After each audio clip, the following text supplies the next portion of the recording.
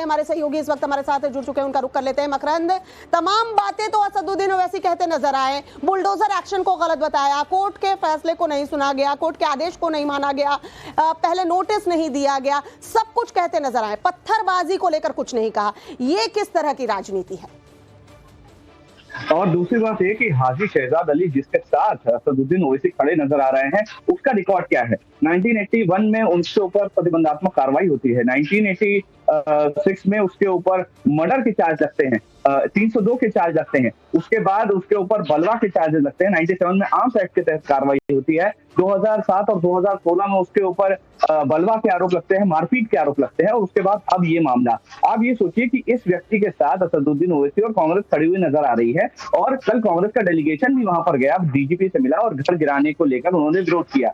अब इस पूरे मामले में आप छतरपुर, मैं खुद छतरपुर में रहा हूं 2 दिन, उस कार्रवाई को लेकर स्थानीय लोगों में कोई भी नाराजगी नहीं है। वो व्यक्ति जिस तरह का आपराधिक रिकॉर्ड उस आदमी का है, जिस तरह के उसके भाइयों के और रिश्तेदारों के कब्जे जगह जगह पर हैं, वहां पर लॉ एंड ऑर्डर मेंटेन करने के लिए अगर पुलिस ने कार्रवाई की है, हौसले देखिए कितने बुलंद है कि पुलिस थाने पर उसके लोगों ने पथराव कर दिया, और उसके बाद आप संविधान की दुहाई दे रहे हैं। पुलिस वालों को 5 पुलिस वालों को चोट लगी है, एडिशनल एसपी के हाथ पे चोट लगी है, टीआई का हाथ फ्रैक्चर हो गया है, उसके ऊपर तो चाकू से हमला किया गया इसका अंदेशा है। और इस सब के बाद अगर आप संविधान की दुहाई दे रहे हैं उन अपराधियों के लिए जो पुलिस पर हमला करने से नहीं कतरा रहे, तो जाहिर है कि आपके ऊपर सवाल उठने तो लाजमी है।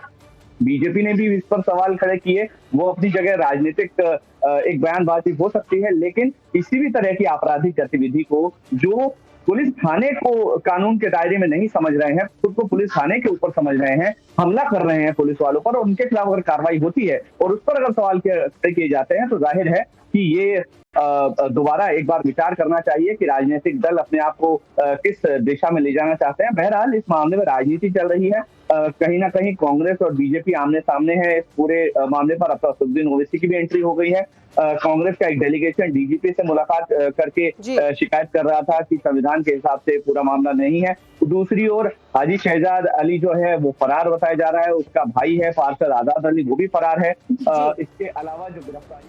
बहुत बहुत शुक्रिया मकरंद तमाम जानकारी के लिए। तो ये लोगों को खुद समझना होगा कि ये जो राजनेता हैं वो अपने फायदे के लिए कैसी कैसी राजनीति करते हैं, और बयानबाजी भी जो करते हैं वो राजनीति से प्रेरित ही होती है, यानी एक तबके के लिए होती है। चलिए।